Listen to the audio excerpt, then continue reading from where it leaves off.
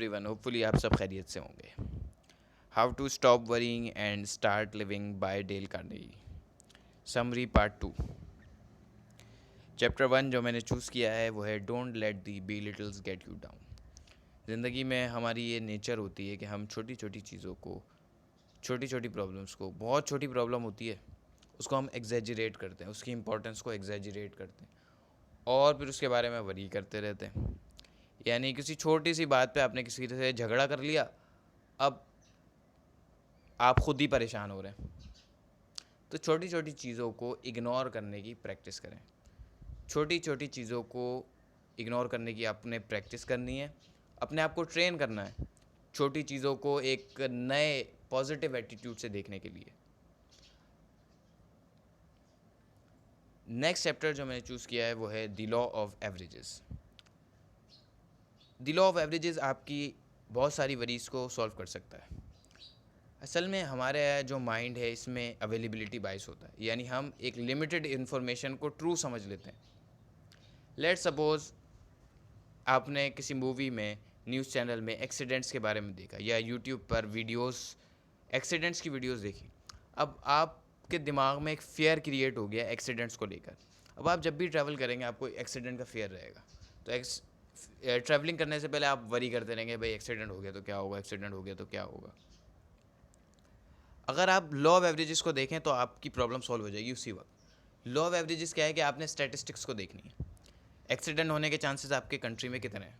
हो सकता है वो 10,000 में एक हो, यानी 0.1% बहुत कम हो। तो आप लॉ ऑफ एवरेजेस को देखेंगे तो आपकी प्रॉब्लम खुद ही सॉल्व हो जाएगी। यानी जैसे लेट सपोज प्लेन क्रैश, आपने मूवीज़ में प्लेन क्रैश बहुत ज़्यादा देख लिया। अब आप प्लेन से ट्रैवल करना चाह रहे हैं, अब आप डर रहे हैं कि प्लेन क्रैश हो गया तो क्या होगा, क्या होगा, क्या होगा। अब आप स्टैटिस्टिक्स, उसी वक्त आप फैसला करें कि मैंने स्टैटिस्टिक्स देखनी है, मैंने रिकॉर्ड देखना है। तो आपको पता चलेगा भाई 10 साल में एक प्लेन क्रैश हुआ है आपकी कंट्री में। आपको रियलाइज़ होगा कि भाई प्लेन, मेरा प्लेन क्रैश हो इसके चांसेस बहुत ही कम हैं, 10 साल में एक बार, 20 साल में एक बार है।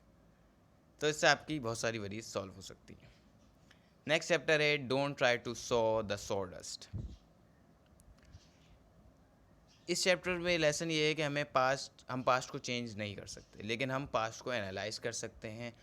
हम पास्ट की मिस्टेक से सीख सकते हैं और प्रेजेंट में राइट एक्शन लेकर ये मेक श्योर कर सकते हैं कि वो मिस्टेक फ्यूचर में रिपीट ना हो।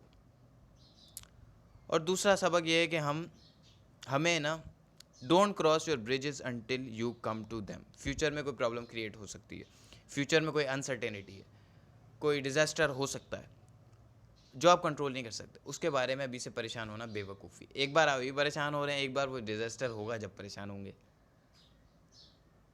तो जो चीज़ आपके कंट्रोल में नहीं है अबाउट फ्यूचर, उसके बारे में परेशान होना बेवकूफ़ी है। जो थर्ड चैप्टर है वो है मेंटल एटीट्यूड। आप जो कंटेंट कंज्यूम करते हैं, जो आप थॉट्स आपके दिमाग में चलते हैं, उसका बहुत गहरा ताल्लुक है इस बात से कि आप अपनी लाइफ में क्या अचीव करते हैं और आप क्या फील करते हैं चीज़ों के बारे में। तो भाई अपनी इंफॉर्मेशन डाइट को सही से एनालाइज करें। अगर आप हर चीज़ का नेगेटिव एस्पेक्ट देखने की अगर आपकी आदत है तो फिर आपको वरी से कोई नहीं बचा सकता। हर चीज़ का एक पॉजिटिव एस्पेक्ट होता है, एक नेगेटिव एस्पेक्ट होता है। तो आप, कोई हार्डशिप हो गई, कोई ट्रेजेडी हो गई आपकी लाइफ में, उसका एक पॉजिटिव एस्पेक्ट भी होगा, उसको भी देखने की कोशिश करें। ग्रेटिट्यूड फील करने की कोशिश करें। यानी आपकी ज़िंदगी में बहुत सारी ऐसी चीज़ें होंगी जो दूसरों के पास नहीं हैं, उस पर आप शुक्र अदा कर सकते हैं, उस पर आप ग्रेटिट्यूड फील कर सकते हैं, उसकी प्रेजेंस को फील करें। बहुत सारी चीज़ें ऐसी होंगी आपकी ज़िंदगी में जो दूसरों के पास नहीं। आपके कपड़े, आपके माँ बाप अगर वो ज़िंदा हैं तो, आपके बहन भाई, जो भी चीज़।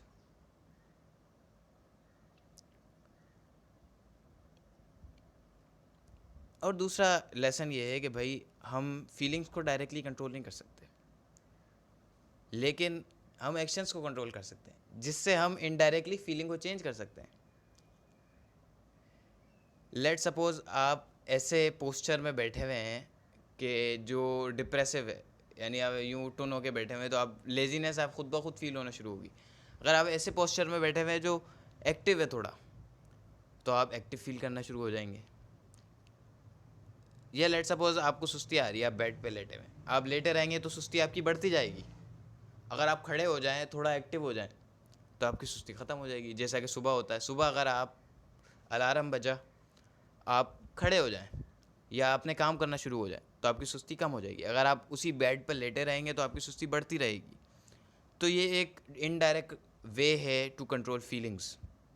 आप इसको पॉजिटिव तरीके से यूज़ कर सकते हैं हैप्पीनेस के लिए या लेजीनेस को दूर करने के लिए। नेक्स्ट चैप्टर जो है वो है relax relax relax. Fatigue lowers your resistance to the emotions of fear and worry. Fatigue से बचने की आपने कोशिश करनी है। आपने रिलैक्स करना है, नैप्स लेनी है, फ्रीक्वेंट नैप्स लेनी है, रिलैक्स करना है बार बार। रिलैक्स बहुत इंपॉर्टेंट है। गैप्स लेना, आप कोई स्टडी करते हैं, स्टूडेंट हैं, आप स्टडी कर रहे हैं, आधे घंटा आपने पढ़ाई की, फिर 5 मिनट का गैप लिया, वो गैप लेना बहुत इंपॉर्टेंट है। अगर आप गैप नहीं लेंगे तो आप फटीग का शिकार हो जाएंगे और वरी ऑटोमेटिकली आप पर हावी हो जाएगी। तो रिलैक्स करें, घर में रिलैक्स करने की कोशिश करें। यानी कोई क्लास, यूनिवर्सिटी में आपने एक क्लास ली, 5 मिनट का आप गैप लें, उसमें रेस्ट करें, किसी से कोई बात नहीं करें। स्लो ब्रीदिंग के थ्रू भी आप रिलैक्स कर सकते हैं, अपनी ब्रीदिंग को थोड़ा स्लो कर दें। और हमारे ना दिमाग में एक हार्ड वर्क का मिथ है कि हार्ड वर्क के लिए हमें टेंस फील करना ज़रूरी नहीं। आपने ये मेक श्योर करना है कि कोई ऐसा मसल तो आप यूज़ नहीं कर रहे जो यूज़लेस है यूज़ करना। यानी अपने अननेसेसरी मसल्स को यूज़ नहीं करना। अगर एक काम बगैर उस मसल को यूज़ किए हो सकता है तो आपने वो उस तरह ही करना है। जैसे मिसाल के तौर पर आप फ़जूल में अपने हाथ को यूज़ कर रहे हैं, जो यूज़ करे बगैर भी वो काम हो सकता है जो आप करना चाहते हैं। तो आपको इस तरह चीज़ों को देखना है। आपको एफिशिएंट बनना है, यानी कम एफर्ट लगानी है और ज़्यादा काम लेना है।